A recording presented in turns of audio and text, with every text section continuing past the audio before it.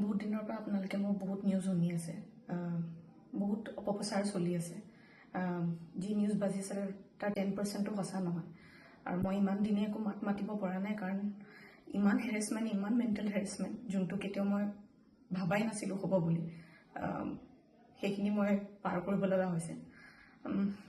Mentally প্ৰস্তুত নাছিলোঁ কোনো ধৰণৰ কথা ক'বলৈ বা কিবা ষ্টেটমেণ্ট দিবলৈ।